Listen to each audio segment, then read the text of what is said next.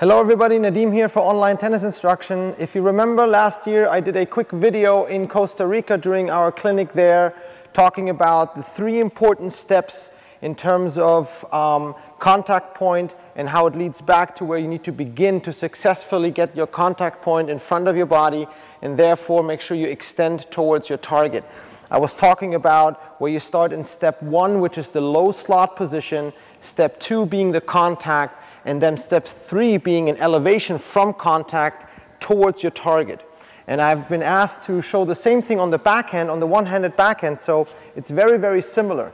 In order to make sure that your ball goes towards your intended target, you need to make sure that your swing goes in that direction first, rather than worrying about where you release the swing to. Okay? And that is something that seems to be quite misunderstood.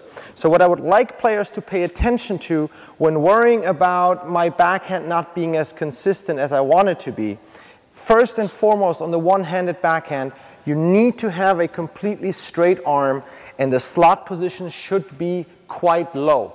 And by quite low, for most players who are working on the one-handed backhand, I suggest that the hitting arm is aligned with the back thigh, below the back thigh on my quads area, and my arm is fully straight.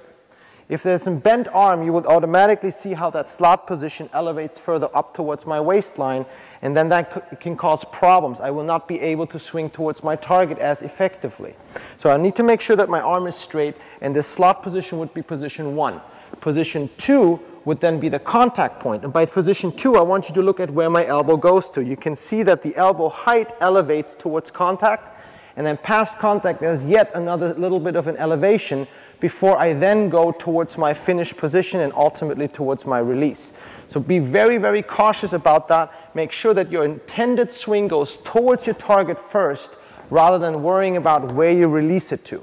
So let's have a couple of views here on a shadow swing first. So if I go split turn, I get into my slot position, position 1, contact point position 2, elevation from contact position 3, and then from here essentially, depending on your skill level, depending on where on the court you're positioned, what kind of shot you're trying to hit, then the ultimate release path may change. And that's why you see a lot of professionals being able to finish in essence a little bit lower, because their release is happening at a completely different pace than most recreational backhands. Okay, so what I'd like you to do is go towards target first, and you can ultimately, when you practice this in a controlled environment like I am doing here with shadow swings, you can ultimately stop here and the ball should go nice and deep. So I will do a shadow swing, and then I should do some self feeds, same way, and you will see that I have elevated just slightly, the tip of the racket is still on the left. I haven't so much worried about where I finished to,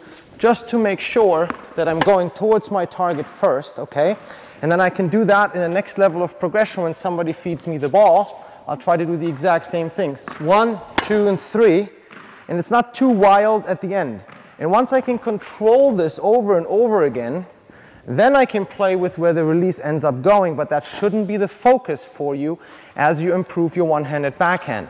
Straight arm, step 1, contact, and then make sure your finish is higher than your contact level was. One more time, slot position 1, contact, finish, and if you manage to be at a significantly elevated level, then I personally think it's okay to go wherever you want, but make sure you go towards your target first. Let's take a look at this in slow motion real quick. Hey guys, this is James from the OTI coaching team. Let's take a closer look at what Nadim was talking about in super slow motion. As we see here, Greg is going to get into position 1, which is what we call the slot position. In the slot position, you can now see how Greg's hitting arm is completely straight, his hand and racket are close to his body, and it is beneath the level of the incoming ball. From here, Greg is going to swing up to contact and get into position 2.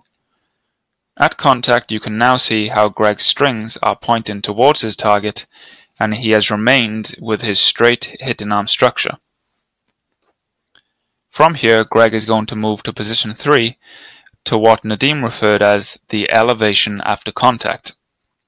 So as we see, Greg is going to elevate by lifting from the shoulder, and he's going to get into this key position right here.